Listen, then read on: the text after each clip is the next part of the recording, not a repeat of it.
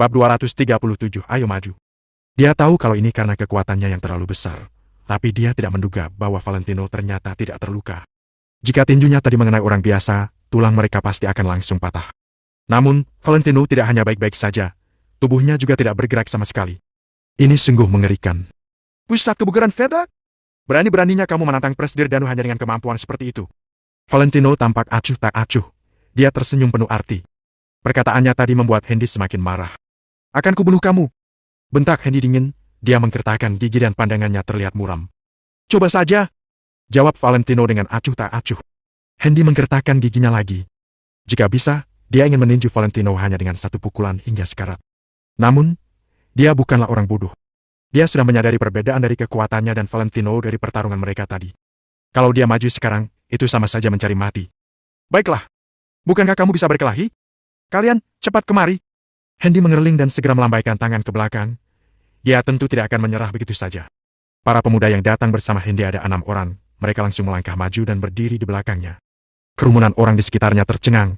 Hendy mau mengeroyok Valentino karena dia tidak bisa melawannya sendiri. Namun, bukankah ini menindas orang? Hendy yang terlihat garang pun berkata, kalau kamu memang pandai berkelahi, kalahkanlah semua orang ini. Setelah mendengar perkataan memalukan dari Hendy, banyak anggota pusat kebugaran merasa kesal, tapi tidak ada satu pun dari mereka yang angkat bicara. Hanya Valentino yang masih terlihat santai, seolah situasi di hadapannya ini tidak memengaruhinya sama sekali. Kamu kira pusat kebugaran kami tidak punya orang? Wajah Danu tampak dingin. Dia melambaikan tangan. Wus. 7 atau 8 pelatih dan beberapa karyawan segera datang dan berdiri di belakang Valentino, termasuk juga Danu. Ditambah dengan Danu, jumlah orang di pihak mereka mencapai lebih dari 10 orang. Sedangkan pihak Hendy, dia sendiri sudah kehilangan kekuatan untuk bertarung dan hanya ada 6 orang di sisinya. Hah? Kalian tadi menyebutku tidak tahu malu? Bukankah sekarang kalian juga ingin menang dengan mengandalkan lebih banyak orang? Ku beritahu kalian, ya. Jika dia bisa mengalahkan kami bertujuh sendirian, aku akan segera pergi dari pusat kebugaran Maple Dawn dan tidak akan menapakkan kaki di sini lagi. Hendy tersenyum sinis. Aku terima tantanganmu. Jawab Valentino datar, tanpa menunggu tanggapan dari Danu. Kerumunan orang tercengang lagi. Sebenarnya Valentino ini sangat percaya diri atau terlalu angkuh. Walaupun ke-6 pemuda di belakang Hendy tidak seterkenal Hendy, tapi mereka semua adalah atlet kuat terkenal di pusat kebugaran Veda. Jika mereka tidak percaya diri, mereka tidak akan berani mengikuti Hendy sampai ke sini. Lihatlah urat dan otot di sekujur tubuh mereka, penuh dengan kekuatan dahsyat. Bahkan Hendy pun kemungkinan akan kesulitan menghindari serangan dari 3 orang itu. Valentino berkata kalau dia akan melawan ke-6-nya sendirian. Apa dia sudah gila? Tuan Valentino, mereka berbeda dari orang biasa. Danu tercengang, dia segera angkat bicara untuk menghentikan Valentino. Dia tahu kekuatan Valentino, jika hanya 6 orang biasa, Valentino tentu bisa menghabisi mereka dengan mudah.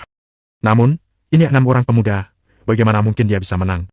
Valentino berniat untuk melawan 6 orang sekaligus, itu benar-benar mustahil. Siska tampak semakin tegang, hatinya sangat cemas. Tidak masalah, kalian lihatlah dari sini. Tidak habis pikir, Valentino justru tersenyum tipis dan berjalan maju.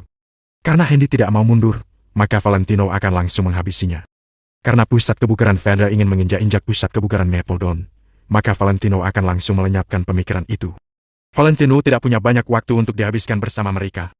Karena dia sudah menemui mereka hari ini, dia akan langsung menyelesaikan semuanya. Cik, kamu terlalu percaya diri, sebentar lagi kami akan menghabisimu. Dulunya, kukira dia lumayan terampil, tapi setelah dilihat lagi sekarang, dia ternyata gegabah. Mungkin dia memang sedikit terampil, tapi dia bahkan tidak menyadari provokasi seperti ini. Perkataanku benar, kan? Atau mungkin dia memang mampu 1 lawan 6? Sungguh konyol. Kerumunan orang itu berdiskusi. Sebagian besar tidak yakin kalau Valentino akan menang. Bahkan Danu yang mengenal Valentino pun tampak cemas. Kalau Danu tidak mengetahui sifat Valentino, dia pasti sudah menghentikannya saat ini. Bocah ini cukup berani. Kalau begitu, ayo maju. Hendy mendengus dingin dan melambaikan tangannya. Ke-6 pemuda itu langsung pergi mengelilingi Valentino tanpa basa-basi lagi. Mungkin cara Valentino menahan serangan Hendy tadi dengan 1 pukulan memang sangat menakutkan, tapi mereka berenam tidak merasa takut sama sekali saat menghadapi Valentino secara bersamaan. Ayo maju! Teriak seorang pemuda. Tangannya yang berotot langsung diangkat, dia kemudian mengayunkannya dan kepalan tangannya yang sebesar kantung pasir tiba-tiba menghantam ke bawah. 2 pemuda lain juga mengikuti gerakannya dan menyerang ke arah Valentino. Ketiga tinju yang kuat itu akan segera menghantam tubuh Valentino. Namun, Valentino justru tampak acuh tak acuh. Tangan kanannya tiba-tiba dikepalkan secepat kilat. Seluruh dunia seolah-olah terlihat seperti berada di kepalan tangan Valentino, auranya sangat luar biasa. Pada detik selanjutnya, tinju Valentino menyerang ke depan seperti meriam yang melesat. Tinju kanannya berbenturan dengan tinju seorang pemuda, serta tinju kirinya tiba-tiba menangkap dan menahan tinju kedua pemuda lain. Bam! Suara benturan tinju kanannya dengan tinju pemuda tersebut terdengar. Krak! Ah! Erang pemuda itu, dia terlihat kesakitan, sorot matanya tampak ketakutan seiring dia berjalan mundur. Ah! Tanganku! Tanganku! Dia kembali melihat tangannya yang berbenturan dengan tinju Valentino, pergelangan tangannya berubah bentuk. Tinju mereka berbenturan dengan keras dan pergelangan tangannya ternyata dipatahkan oleh Valentino. Kekuatannya sungguh menakutkan. Valentino tidak meliriknya sama sekali. Dia mengayunkan tinju kanannya lagi dan meninju sisi wajah pemuda lain. Wajah pemuda itu ditinju dengan keras. Dia merasa wajahnya seperti habis dipukul dengan palu dan langsung terjatuh. 7 atau 8 giginya juga ikut tanggal dan dia memuntahkannya ke lantai. Sebelum pemuda ketiga sempat bereaksi, Valentino mengangkat tangan dan menamparnya. Telak! Sebuah suara tamparan nyaring terdengar, pemuda itu ditampar hingga mundur dan terduduk di lantai. 2 tinju dan sebuah tamparan. Ketiga pemuda itu dihajar hingga terus mengerang.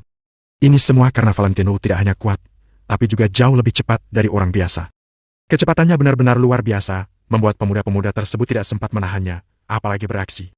Kerumunan orang tersebut bahkan tidak melihat jelas gerakan Valentino sebelum ketiga pemuda tersebut terjatuh ke lantai. Siska terbelalak kaget, dan juga sedikit kaget.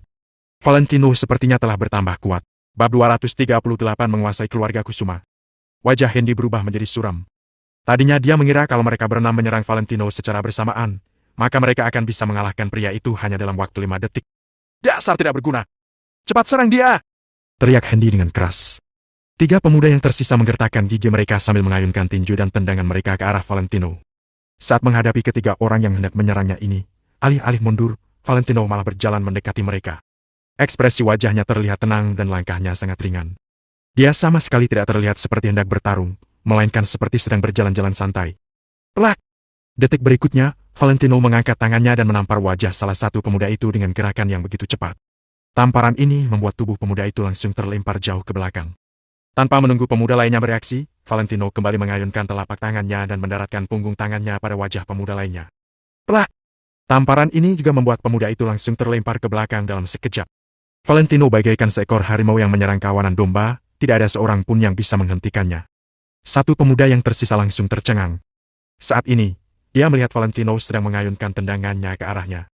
Tanpa mengatakan sepatah kata pun, pemuda itu langsung berlutut di tanah dalam keadaan linglung. Namun, Valentino mengabaikan hal ini. Dia tetap mengayunkan tendangannya dan langsung membuatnya terlempar sejauh 5-6 meter. Pertarungan itu hanya berlangsung kurang dari 2 menit. Semua orang di sana benar-benar tercengang sampai tidak bisa berkata-kata. Beberapa saat kemudian, terdengar suara hembusan napas dari orang-orang yang menyaksikan pertarungan barusan. Mereka semua benar-benar terkesiap. Astaga, apa dia adalah seorang master yang berasal dari kuil Shaolin? Dia benar-benar hebat. Mengapa dia bisa sekuat itu? Dia benar-benar luar biasa. Dia bukan orang biasa. Semua orang benar-benar tercengang, sampai kalimat yang mereka ucapkan menjadi sedikit terbata-bata. Tidak ada seorang pun yang menyangka bahwa pertarungan ini akan berakhir seperti ini. Valentino melawan 6 orang yang terkenal di pusat kebugaran seorang diri, tapi dia berhasil mengalahkan mereka semua dalam waktu kurang dari 2 menit dan tanpa terluka sedikit pun. Sedangkan ke-6 orang itu bahkan sama sekali tidak sempat menyentuh pakaian Valentino. Kekuatan dan kecepatan Valentino benar-benar sangat mencengangkan. Mata Siska terbelalak. Tiba-tiba dia merasa dirinya seakan luluh kepada Valentino. Wanita mana yang tidak akan terpesona kepada pria yang sekuat itu? Danu juga tidak kalah terkejut. Kekuatan Valentino sekali lagi melampaui ekspektasinya. Sedangkan Hendy yang sejak tadi hanya menonton perkelahian tersebut, saat ini wajahnya benar-benar suram. Dia sudah tidak meragukan Valentino lagi. Setidaknya pria itu 3-5 kali lipat lebih kuat darinya. Pantas saja pusat kebugaran Maple berani buka di tempat ini, ternyata karena ada seorang yang begitu kuat bersembunyi di dalamnya. Dengan adanya orang yang bernama Valentino itu, pusat kebugaran Maple bisa terus berdiri sampai kapanpun. Ya, benar sekali. Meskipun tempat ini hanya dijaga oleh Valentino seorang, dengan kekuatan yang dia miliki, dia mampu melawan orang-orang dari pusat kebugaran lain. Semua orang kembali tercengang. Orang-orang yang sebelumnya mengatakan ingin mengembalikan kartu keanggotaan mereka, diam-diam menyimpannya kembali ke dalam dompet mereka masing-masing. Terutama para wanita. Saat ini, mereka mana rela mengembalikan kartu keanggotaan mereka. Valentino lah yang membuat mereka berubah pikiran. Mereka tidak hanya tidak jadi mengembalikan kartu keanggotaan, melainkan juga membayar biaya untuk memperpanjang keanggotaan mereka di pusat kebugaran ini. Bahkan, mereka juga ingin tahu apakah Valentino bisa menjadi pelatih pribadi mereka atau tidak. Aku hanya memberi kalian sedikit pelajaran, karena ini adalah kali pertama kalian melakukan ini. Kalau sampai ada kali kedua atau seterusnya, aku tidak akan segan-segan untuk menghabisi kalian. Ucap Valentino sambil menatap Hendy dengan dingin. Nada bicaranya sangat tenang, Tapi ancaman menakutkan yang tersirat dalam perkataannya adalah hal yang tidak bisa diremehkan. Hendy hanya menggertakkan giginya tanpa berani mengatakan apa-apa. Setelahnya, dia langsung membawa orang-orang itu pergi dari pusat kebugaran Mapledon dengan wajah masam. Saat ini, para karyawan di pusat kebugaran Mapledon menatap ke arah Hendy dengan tatapan meremehkan. Hendy sudah tidak punya keberanian untuk merespons tindakan mereka. Dia langsung membawa orang-orangnya pergi.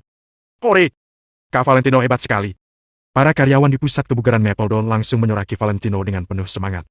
Kali ini, Valentino mengambil hati semua orang dengan menggunakan kekuatan yang dia miliki. Valentino hanya melambaikan tangannya dengan santai, kemudian langsung berjalan menuju ke ruangan Danu. Danu otomatis langsung berjalan mengikutinya, sedangkan Siska yang pada awalnya sempat ragu-ragu, pada akhirnya memutuskan untuk mengikutinya juga. Siska juga tidak tahu apa yang dia pikirkan. Jelas-jelas Valentino tidak memanggilnya, tapi dia malah berjalan mengikutinya ke ruangan Danu. Di ruang keluarga kediaman Angel. Angel dan Jenny sedang duduk berhadapan. Saat ini, hanya ada mereka berdua di rumah. Sedangkan Mary, dengan sifat yang dia miliki, tentu saja dia sedang pergi menemui teman-temannya untuk pamer. Adapun David, ia juga diajak oleh Mary. Angel tidak bisa berbuat apa-apa soal ini. Kak, entah kenapa aku selalu merasa kalau Valentino menyembunyikan banyak hal dari kita. Ucap Jenny sambil memegang buah stroberi di tangannya. Dia pernah bilang kalau dia minta waktu 1 bulan. Setelah 1 bulan, dia berjanji bahwa dia akan menceritakan semuanya kepada kita. Setelah terdiam sejenak, pada akhirnya Angel memutuskan untuk menyampaikan hal yang pernah dikatakan oleh Valentino kepadanya. Ternyata benar, dia memang menyembunyikan sesuatu dari kita. Hanya saja, aku tidak tahu apa yang dia lakukan sebenarnya. Kak, coba kakak pikirkan, kira-kira apa yang sebenarnya dia rencanakan? Tanya Jenny sambil mengunyah stroberi. Mana aku tahu? Tapi yang jelas, dia tidak mungkin punya niat jahat kepada kita. Jawab Angel dengan yakin. Belum tentu. Robert mengatakan kalau Valentino sebenarnya ingin menguasai keluarga Kusuma dan menjadikannya sebagai miliknya. Setelah dia menguasai keluarga Kusuma, dia akan mengusir kita semua. Ujar Jenny dengan setengah berbisik. Mana mungkin? Angel langsung menyela perkataan Jenny. Valentino bukan orang seperti itu. Lagi pula, dia sama sekali tidak punya motif untuk melakukan itu. Tapi kak, bukan tidak mungkin Valentino melakukan itu. Robert juga mengatakan kalau presidir Maple Rain Real Estate itu sering membantu Valentino. Coba kakak pikirkan, kenapa dia mau membantu Valentino? Kalau Valentino tidak memberikan keuntungan apapun baginya, apa orang penting sepertinya mau memedulikan Valentino? Selama 2 hari ini, Jenny mengobrol dengan Robert. Tentu saja Robert memang sengaja mendekati Jenny karena punya niat tertentu. Setelah mendengar perkataan Jenny, Angel tidak tahu harus memberikan respons apa. Selama periode waktu ini, tiap kali Valentino melakukan sesuatu, dia pasti membawa-bawa Hendrik. Valentino mengatakan kalau Hendrik adalah temannya, Angel pun mempercayainya sepenuhnya. Namun, setelah mendengar perkataan Jenny barusan, ada pertanyaan yang muncul di benak Angel, bagaimana Valentino bisa berteman dengan orang seperti Hendrik? Hal ini membuat Angel bertanya-tanya. Bahkan kalaupun Hendrik benar-benar teman Valentino, bukan berarti dia sampai rela melakukan apapun untuk membantunya seperti itu, kan? Sepertinya di zaman sekarang ini tidak ada hubungan pertemanan yang sedalam itu. Hubungan pertemanan Angel dengan Chloe adalah contoh nyatanya. Jadi menurutmu, alasan apa yang membuat Direktur Hendrik bersedia membantu Valentino sampai seperti itu? Tanya Angel. Kata Robert, Valentino pasti sedang bersiap-siap untuk menjadi mata-mata Hendrik. Mereka berdua berniat untuk menguasai keluarga Kusuma. Nantinya, Valentino akan memberikan grup Kusuma kepada Hendrik sebagai hadiah. Mana mungkin Hendrik menolaknya? Kata Jenny dengan sungguh-sungguh. Pada awalnya Jenny juga tidak percaya. Tapi setelah mendengar berbagai penjelasan Robert yang juga disertai dengan contoh, Jenny jadi tidak punya alasan untuk tidak mempercayainya. Kak, bagaimana kalau nanti kakak coba tanya kepada Valentino? Tanyakan padanya siapa yang meminjamkan dia uang untuk membayar uang muka rumah ini. Aku yakin dia pasti akan menjawab Hendrik. Jenny menambahkan satu kalimat lagi. Bab 239 salah paham. Tidak mungkin. Valentino bukan orang seperti itu. Robert lah yang suka memfitnah orang lain. Lagi pula, Maple Rain Real Estate begitu hebat. Bagaimana mungkin mereka peduli dengan keluarga Kusuma? Pikiran Angel memang sedikit kacau, tapi dia tetap memilih percaya kepada Valentino. Apakah kamu tahu Valentino itu orang seperti apa? Dia sudah 3 tahun dihina dan diejek oleh keluarga kita, tapi kenapa dia tidak pergi juga? Jangankan Valentino yang sombong dan arogan itu, kalau dia memang normal, seharusnya dia tidak akan tahan dengan semua itu, kan? Keluarga Kusuma sudah menghina dan mengejeknya, tapi Valentino sama sekali tidak benci dengan keluarga kita. Padahal sebelumnya, sikap keluarga kita terhadap dia juga tidak begitu baik. Aku benar-benar tidak percaya Valentino adalah tipe orang yang membalas kejahatan dengan kebaikan. Semakin dipikirkan, Jenny semakin merasa bahwa pemikirannya sangat masuk akal. Alis Angel sedikit terangkat. Sebenarnya Angel ingin membalas perkataan Jenny, tapi dia tidak bisa menemukan alasan yang tepat. Angel berpikir dalam hati, kalau dia yang dihina dan diejek selama 3 tahun, dia pasti sudah tidak tahan. Sekalipun bisa menahannya, tapi di dalam hati pasti sudah muncul benih-benih kebencian, kan? Jika ada kesempatan untuk balas dendam, siapa yang tidak mau mengambil kesempatan itu? Kak, lebih baik ada daripada tidak ada sama sekali. sama halnya dengan grup Kusuma. Meskipun dibandingkan dengan Maple Rain Real Estate, grup Kusuma tidak ada apa-apanya. Tapi kalau dilihat dari seluruh kota Neo, Maple Rain Real Estate juga termasuk urutan teratas. Bagaimana mungkin kita melepaskannya? Jadi menurutku, perkataan Robert sangat masuk akal.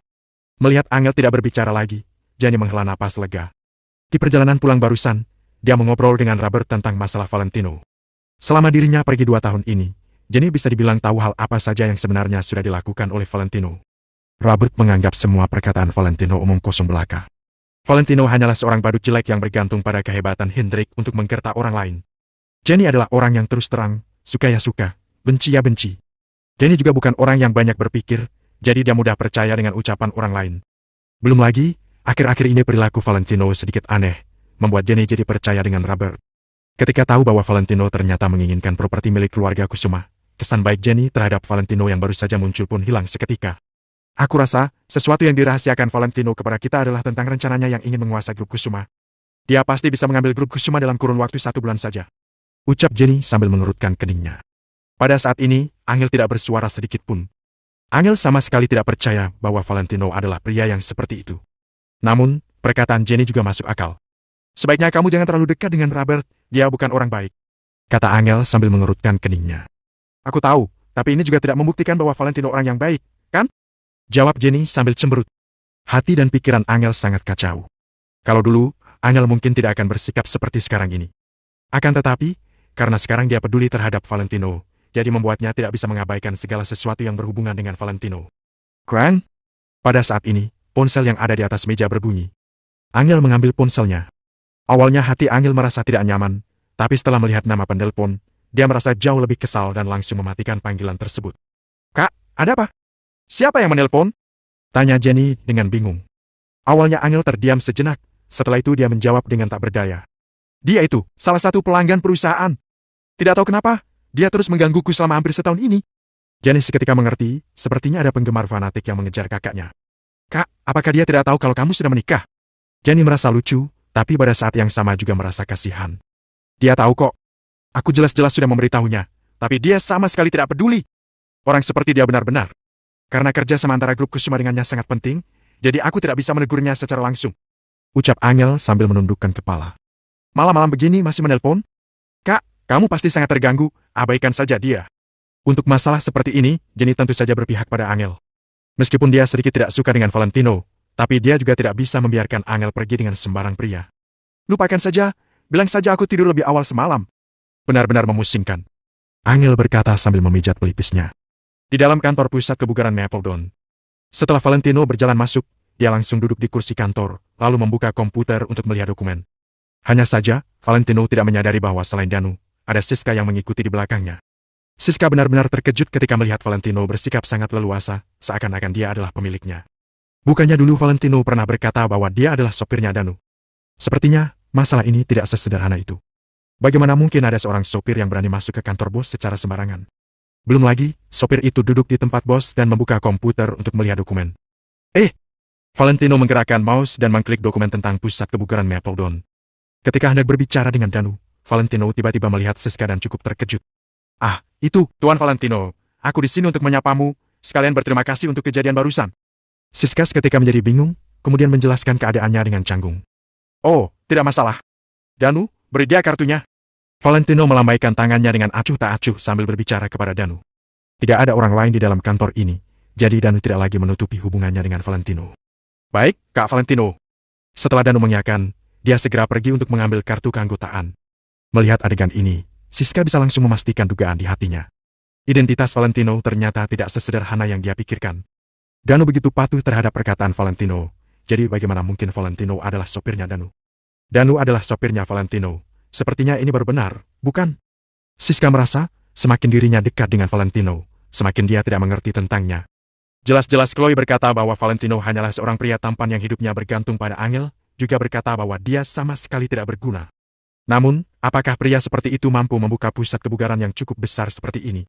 Bukankah untuk membuka pusat kebugaran Mapledon ini setidaknya membutuhkan uang sebesar 20 miliar? Nona, ini adalah kartu diamond kami. Kamu bisa masuk ke pusat kebugaran kapan saja, tidak perlu biaya tambahan lagi. Kata Danu sambil membawa sebuah kartu keanggotaan jenis diamond. Siska tercengang dan tanpa sadar mengambil kartu tersebut. Namun, tidak lama setelah itu, Siska ingin mengembalikannya. Tidak apa-apa, bukankah kita teman?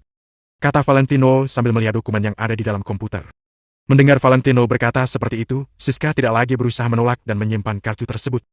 Siska membuat kesimpulan dalam hatinya bahwa Valentino benar-benar pemilik dari pusat kebugaran Mapledon ini. Kalau tidak, apakah Danu yang statusnya sebagai bos bisa disuruh-suruh oleh Valentino?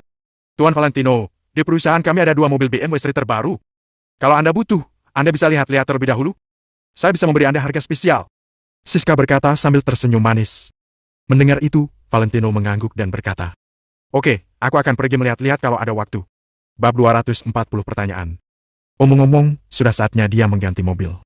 Selama ini, Hendrik merasa mobil Valentino yang sekarang agak tidak berkelas. Walaupun benda-benda ini hanyalah masalah eksternal, bagaimanapun juga, Valentino adalah pewaris langsung keluarga Wijaya, dia mana boleh biasa-biasa saja. Setelah dia mengganti mobil, mobil ini akan diberikan kepada Jenny. Dengan begitu, Jenny bisa lebih mudah pergi bekerja atau mengurus urusan. Baik, Tuan Valentino. Saya tidak akan mengganggu Anda lagi. Ucap Siska dengan sopan, kemudian dia pamit. Dan segera menutup pintu kantor, sekalian menguncinya. Kak Valentino, selama ini pusat kebugaran Fede terus mencari masalah. Sepertinya setelah hari ini, mereka tidak akan berani lagi. Kata Danu sambil menatap Valentino dengan tatapan mengagumi. Masalah ini sudah lama mengganggu Danu, tapi Valentino dapat menyelesaikannya dengan sangat mudah. Meski fokus kita bukan di sini dan kita tidak boleh terlalu menonjol saat mengurus urusan, kita tidak boleh terus bersabar. Masalah spesial perlu ditangani secara spesial juga. Karena mereka telah berulang-ulang kali mencari masalah, kita pun harus bertindak. Kata Valentino sambil mengangguk. Sebenarnya pusat kebugaran Mapledon bukan medan perang utama Valentino. Dia membangun tempat seperti ini tentu saja karena dia memiliki rencana yang lebih dalam. Bagaimana dengan urusan itu? Tanya Valentino. Kak Valentino, urusan itu sedang berkembang dengan pesat. Dengan kekuatan yang telah kita kumpulkan sekarang, sudah sangat mudah kalau kita mau melenyapkan kekuasaan geng Black Tiger Kota Neo. Lapor Danu dengan serius. Valentino hanya menganggukkan kepalanya, ini juga salah satu bagian dari rencananya. Jika dia ingin menghadapi keluarga Wijaya Kota Miracle, Valentino tidak bisa hanya mengandalkan kekuatan dari dunia bisnis. Dia tidak bodoh. Sebagai anggota keluarga Wijaya, Valentino tahu kengerian dari keluarga Wijaya lebih baik daripada siapapun. Tidak hanya dunia bisnis, Valentino juga harus menguasai dunia politik, ditambah dengan kekuatan dirinya sendiri yang telah dikembangkan secara diam-diam mungkin baru layak untuknya berhadapan dengan keluarga Wijaya. Valentino sudah menahan diri selama 3 tahun. Begitu dia bertindak, dia harus mengejutkan keluarga Wijaya. Jika tidak begitu, kedepannya saat dia mau melakukan sesuatu, akan menjadi sangat susah. Pusat kebugaran harus lanjut dikembangkan, urusan itu juga mau lanjut dilakukan. Jangan pernah berhenti dan jangan takut dana kita tidak cukup. Oh, iya. Kedepannya kalau kamu kekurangan dana, langsung cari aku saja. Untuk sementara jangan pergi mencari Hendrik. Saat ini dia sedang diawasi Markeo Cendrawan, jadi agak sulit untuknya. Valentino dengan cepat menjelaskan beberapa hal kepada Danu. Dalam 1 bulan, Valentino harus menggunakan 1 bulan ini untuk mengumpulkan kekuatannya sampai ke titik terpuncak.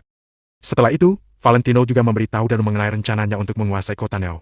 Danu secara alami tidak merasa bimbang sedikit pun. Dia mendengar Valentino dengan saksama. Danu, aku serahkan semua ini kepadamu. Kalau kamu kesulitan, harus beritahu aku. Ucap Valentino dengan tulus. Danu bersumpah. Kak Valentino, selama aku masih hidup, aku akan terus menurutimu. Di pusat kebugaran Fede, Hendy beserta 6 pemuda lainnya yang dihajar oleh Valentino ada di pusat kebugaran Fede. Ketika di pusat kebugaran Mapledon, mereka terlihat sangat arogan dan tidak takut akan siapa-siapa. Namun, sekarang mereka berada di pusat kebugaran Fede malah terlihat seperti sekumpulan anak-anak ayam. Semuanya menundukkan kepala dan tidak bersuara. Sesekali mereka akan mengintip ke arah pemuda yang sedang duduk di depan mereka. Pemuda itu berusia 30 tahun. Dia mengenakan baju hitam tak berlengan, menunjukkan otot-ototnya yang besar. Sampah! Kalian semua sampah! Pemuda itu mendengus. Kak Alex, di pusat kebugaran Mapledon ternyata ada orang hebat yang bernama Valentino Wijaya. Dia pasti seorang ahli bela diri. Kata Hendy sambil menggertakkan giginya. Bukannya kamu bilang kamu pernah belajar seni bela diri? Kak Alex tertawa sinis. Aku bukan lawannya. Kecepatan dan kekuatannya melampaui orang biasa. Jawab Hendy dengan jujur. Kak Alex mendengus. Tidak seharusnya aku berharap pada kalian. Seorang pemuda berkata. Kak Alex, bagaimana kalau kita meminta Kak Benji dari kota Neo untuk menangani masalah ini? Kak Alex terdiam sebentar, lalu dia mengangguk dan menjawab. Boleh. Hal itu membuat Hendy dan lainnya bersemangat. Kak Benji terkenal sebagai orang yang pandai berkelahi dengan tinjunya. Meskipun menyewa Kak Benji sangat mahal, kekuatan Kak Benji sepadan dengan harganya. Setelah Valentino meninggalkan pusat kebugaran Mapledon, dia pulang ke rumah. Awalnya dia ingin Mary dan lainnya pindah dan tinggal di villa perumahan di Jing Oriental dulu. Namun, Mary menolak. Dia mengatakan kalau pindah rumah adalah hal yang besar, jadi harus memilih tanggal baik. Valentino pun tidak berkomentar. Lagi pula, pindah rumah memang bukan hal sepele, hal ini memerlukan waktu. Jadi malam ini, Valentino pasti harus tidur di ruang tamu lagi. Angel yang sudah mandi tidak langsung kembali ke kamarnya untuk tidur. Dia melainkan pergi ke ruang tamu. Pada saat ini, Angel yang barusan selesai mandi sedang mengenakan baju tidur biru muda berlengan pendek, menunjukkan setengah lengannya yang seputih salju. Aroma samar sabun mandi dan sampo pun menyebar, membuat orang yang menciumnya merasa segar. Rambut panjang Angel yang masih agak basah dibiarkan. Wajah cantiknya yang telah terkena air terlihat lembab dan cerah. Baju tidurnya sedikit kebesaran, tapi itu tetap tidak dapat menutupi tubuh Angel yang bagus itu. Pada zaman filter kecantikan dan kosmetik yang sekarang, wanita seperti Angel yang masih begini cantik setelah mandi sangatlah sedikit. Akan tetapi, Valentino juga sudah lama tinggal bersama Angel, jadi Valentino dapat merasakan kalau Angel sedang banyak pikiran. Ada apa? Tanya Valentino dengan sedikit curiga. Angel diam sejenak, kemudian bertanya. Valentino, jujurlah padaku. Kamu meminjam uang dengan siapa untuk membeli villa? Walaupun dalam hati Angel bersedia untuk mempercayai Valentino, kata-kata Jenny masih memengaruhinya. Itu. Valentino terdiam, kemudian mengungkit nama Hendrik lagi. Angel menghela napas, tebakan Jenny ternyata benar. Kenapa Hendrik sangat berusaha membantumu? Tanya Angel lagi. Valentino menjawab. Kami berteman. Angel tidak mengatakan apa-apa lagi. Dia tidak percaya seorang teman yang belum kenal lama begitu bersedia membantu Valentino. Kalau Valentino sudah lama mengenal Hendrik, apakah Hendrik akan membiarkan Valentino hidup susah selama 3 tahun? Setelah tidak bersuara selama 1 menit, Angel bertanya lagi. Valentino, apa menurutmu tentang grup Kusuma? Grup Kusuma? Ketika mendengar itu, raut wajah Valentino berubah serius. Dulu Tuan Besar Kusuma bekerja sangat keras baru bisa mendapatkan grup Kusuma. Tapi, mendapatkan sesuatu lebih mudah daripada mempertahankan sesuatu. Kalau grup Kusuma jatuh ke tangan rabat mereka, grup Kusuma akan hancur dan akhirnya menjadi perusahaan